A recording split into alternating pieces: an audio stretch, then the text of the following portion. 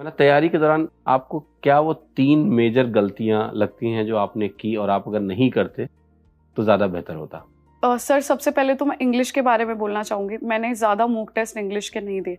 इस वजह से कहीं न कहीं मेरा मेंस में स्कोर थोड़ा कम रह गया इंग्लिश में। क्योंकि मैथ्स में क्या होता है सर, एक फ्लो बन जाता है। तो मैथ्स करने का ही दिल करता रहता है, क्वेश्चन सॉल्व करो। हर क्वेश्चन को लेके आप क्यूरियस हो जाते हो कि ये क्यों नहीं सॉल्व हो रहा हमसे। तो मैं 6 घंटे मैथ्स ही पढ़ती रहती थी, जिसकी वजह से मेरी इंग्लिश की तैयारी कहीं न कहीं कम रह गई। दूसरा सर, जीके पे मैंने ज़्यादा ध्यान नहीं दिया। अगर मेरे जीके में अच्छे मार्क्स होते तो मैं 190 के आसपास स्कोर कर सकती थी प्री में। तो जीके मेरा कहीं न कहीं वीक पॉइंट रह गया। अगर स्टार्टिंग से ही जीके की तैयारी करें तो जीके में भी आप 25 स्कोर कर सकते हो। और सर, तीसरा, स्टार्टिंग में जैसे प्री के टाइम में जब मेरी शिफ्ट काफ़ी मुश्किल थी, तो मैं उस हिसाब से कोप अप नहीं कर पाई क्योंकि मुझे पता नहीं था मेरी शिफ्ट मुश्किल है। मुझसे क्वेश्चन नहीं हो रहे थे तो मैं डीमोटिवेटेड हो गई।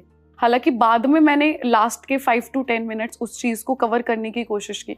बट कहीं न कहीं 3-4 क्वेश्चन्स मेरे रह गए, उसकी वजह से मुझे लॉस हुआ।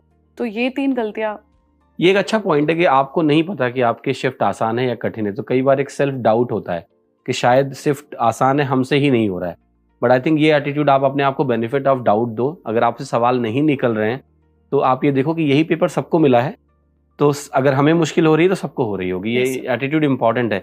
लास्ट तक अगर आप फाइट नहीं करोगे तो फिर आपका एग्जाम बेहतर हो ही नहीं सकता है। सर, लास्ट की 10 मिनट्स में मैंने थोड़ा इम्प्रूव किया। अदरवाइज़ अगर उस टाइम में मैं डिमोटिवेट हो जाती तो और 10-20 नंबर और और कम कम आते। हो जाते हैं। Yes sir.